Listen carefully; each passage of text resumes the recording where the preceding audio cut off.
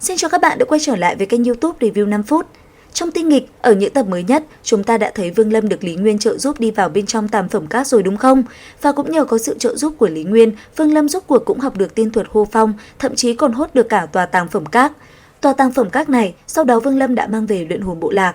Khoảnh khắc Vương Lâm mang Tam Phẩm Các từ trong Lôi Tiên giới về, lại luyện hồn bộ lạc, Âu Dương Hoa cùng Thập Tam và đông đảo tu sĩ bản địa có nằm mơ cũng không ngờ rằng sẽ có một ngày mình được hưởng đãi ngộ còn tốt hơn cả thành viên 4 đại gia tộc ở tại La Thiên. Rốt cuộc, Vương Lâm đã mang nó trở về vào thời điểm nào? Những thứ tốt mà nó mang lại là gì? Vậy thì hãy cùng kênh YouTube Review 5 phút đi tìm hiểu các bạn nhé. Đầu tiên, mình nhắc lại một chút, trong tập mới nhất của tinh nghịch, Vương Lâm đã được Lý Nguyên trợ giúp đi tới Tam Phẩm Các nằm bên trong Lôi Tiên giới. Nơi đây ẩn chứa hầu hết các tiên thuật trước khi Lôi Tiên giới bị phá hủy.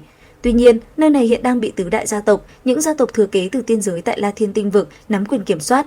Bởi vậy mà khi đi vào, Vương Lâm đã đắc tội với ba nhà Lữ, Trần và Tống.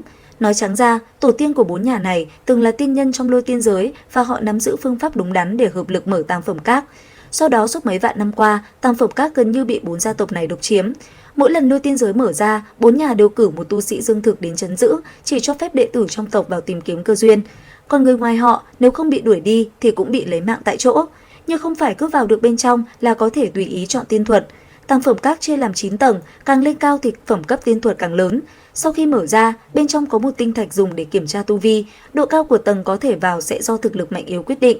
Dù Vương Lâm nhờ sự trợ giúp cấm chế của Lý Nguyên đã vào được rìa ngoài Tam Phẩm Các, nhưng lại gặp phải sự hợp lực công kích của 4 tên gác cổng của 4 gia tộc. Đặc biệt, một tên còn dám quát mắng Vương Lâm rằng tu vi dương thực của hắn không xứng để vào. Đồng thời tuyên bố, ngoại trừ người của 4 gia tộc, chỉ những cường giả đạt đến tu vi Quy Niết mới có thể bước vào bên trong. Cần biết rằng, Lôi Tiên Điện đã có nghiêm lệnh cấm người vượt qua Quy Niết không được vào Lôi Tiên giới. Vậy thì đây đúng là chèn ép người quá đáng chứ còn gì nữa. Thế nhưng, Vương Lâm đầu phải tay vừa, không cho hắn vào thì hắn chỉ có thể chiếm một trận, dù sao hôm nay Tam Phẩm Các này anh đã quyết lấy.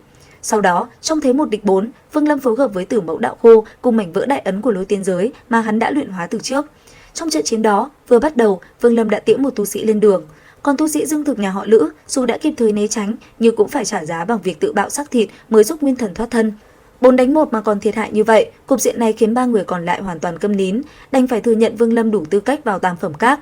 Ban đầu, với tu vi dương thực ngang hàng bát phẩm thượng tiên, Vương Lâm chỉ có thể vào tầng thứ 4 nhận một vài tiểu tiên thuật thực lực không quá lớn.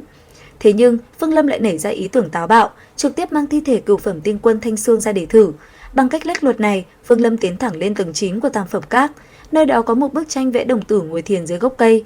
Trên tranh ghi các chữ hô phong hoán vũ, tát đậu thành binh, địa liệt xâm băng, âm nguyệt hữu tình. Đồng thời, bức tranh này còn ẩn chứa 2 cơ duyên lớn, một là tiên thuật thành danh hô phong của tiên đế Bạch Phàm, 2 là ấn ký có thể thu phục Tam Phẩm Các và phóng to thu nhỏ tùy ý. Nhờ vậy, Vương Lâm nhìn vào trong tranh, hắn đã có được cảm ngộ về tiên thuật hô phong.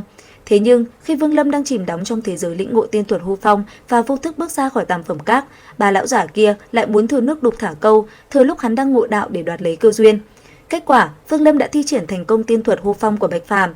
Chỉ thấy một con hắc long khổng lồ đột ngột bay ra, trong chớp mắt đã tiễn cả ba lão giả về cõi vĩnh hằng. Qua đó, có thể thấy tiên thuật này mạnh đến nhường nào, chỉ một chiêu đã đánh tan 3 tu sĩ cùng cảnh giới dương thực. Thuật nghịch thiên này trong mắt Vương Lâm đã vượt xa tiên thuật thông thường, nói là ma công cũng không ngoa. Tất nhiên, thi triển tiên thuật, nguyên lực tiêu hao cũng vô cùng khủng khiếp, chỉ một kích này đã vắt kiệt nguyên lực trong cơ thể Vương Lâm. Sau đó hắn hiểu rõ, mình đã kết thù với 4 đại gia tộc nên quyết định làm thì làm cho tới.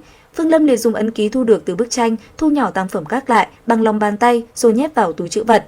Như vậy, tài sản chung vốn thuộc về 4 đại gia tộc La Thiên nay đã trở thành sở hữu riêng của một mình hắn. Đến khi Vương Lâm từ La Thiên tinh vực trở về, người đầu tiên hưởng lợi từ Tam Phẩm Các chính là Tư Đồ Nam. Khi đó, Tư Đồ Nam trả thù thất bại ở Phượng Loan Tinh, bị đối phương hạ tiên độc nên đã đến Liên minh tu chân tìm Vương Lâm giúp đỡ. Vương Lâm mở Tam Phẩm Các ra với hy vọng tìm được phương pháp chữa trị. Dù không có cách giải độc trực tiếp, nhưng Vương Lâm đã giúp Tư Đồ Nam có được vô số tiên thuật chính phẩm. Cần biết rằng, những tuyệt kỹ mà Tư Đồ Nam tự hào như Hóa Ma Chỉ hay Hoàng Tuyền Chỉ đều là do ông mô phỏng lại từ các tàn quyển phẩm tiên thuật.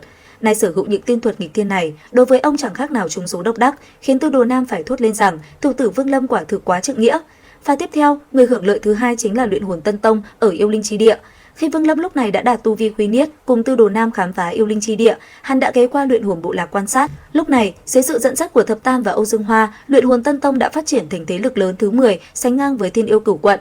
Dù số lượng đệ tử lên đến hàng triệu, nhưng điều khiến Vương Lâm trăn trở là công pháp của họ quá đơn điệu. Như Âu Dương Hoa, khi lấy tôn hồn phiên ra thì có thể đấu với tu sĩ vấn đỉnh, nhưng nếu mất tôn hồn phiên thì e là ngay cả tu sĩ hóa thần cũng không bằng. Vì vậy, Vương Lâm không chỉ lập tức truyền lại trọn vẹn tuyệt kỹ luyện hồn thuật mà mình cất giấu bấy lâu, mà còn từ tam phẩm các lấy ra 4 bộ hạ phẩm tiên thuật liên quan đến hồn phách. Do pháp lực của người trong luyện hồn bộ lạc còn thấp, không thể học trực tiếp, Vương Lâm đã tỉ mỉ tách các tiên thuật này thành nhiều cấm pháp đơn giản hơn để họ luyện tập. Đối với Âu Dương Hoa, Vương Lâm trao cho ông một bộ hoàn chỉnh phẩm tiên thuật tên Luyện Hồn Thành Tiên, xem như phần thưởng cho công lao bảo vệ Luyện Hồn Tông suốt mấy trăm năm. Đối với Thập Tam, đại đồ đệ của mình, Vương Lâm lại càng hào phóng. Hắn không chỉ dùng cự ma hoàng tộc lôi cốt kết hợp với huyết sắc cổ thần của bản thân và vô số dược liệu nghịch thiên để tu luyện, thân thể Thập Tam nhờ đó đã đạt đến mức sánh ngang tu sĩ âm hư. Thậm chí, Vương Lâm còn đặc biệt chọn riêng một bộ trung phẩm tiên thuật phù hợp nhất từ tam phẩm các cho đệ tử của mình. Sau đó, Vương Lâm còn đưa thêm nhiều tiên thuật và bảo vật vào tàng bảo các của Luyện Hồn Tông để Âu Dương Hoa thưởng cho những đệ tử có đóng góp sau này. Có thể nói, Vương Lâm đối xử với người của Luyện Hồn Tân Tông tốt đến mức không có gì để chê. Những công pháp mà tứ đại gia tộc La Thiên mơ ước, ở đây lại được Vương Lâm phát miễn phí như rau củ ngoài chợ. Nhưng ngẫm lại, sở dĩ Vương Lâm hết lòng với Luyện Hồn Tân Tông như vậy, há chẳng phải cũng là một cách để anh bày tỏ lòng biết ơn sâu sắc đối với Độn Thiên lão tổ đã khuất hay sao? Thật đúng là quá tốt rồi đúng không nào các bạn? Còn ai tò mò hơn về tinh nghịch nữa không? Theo dõi ngay kênh YouTube Review 5 phút để cập nhật thêm nhiều tin tức hơn nhé. Xin chào và hẹn gặp lại!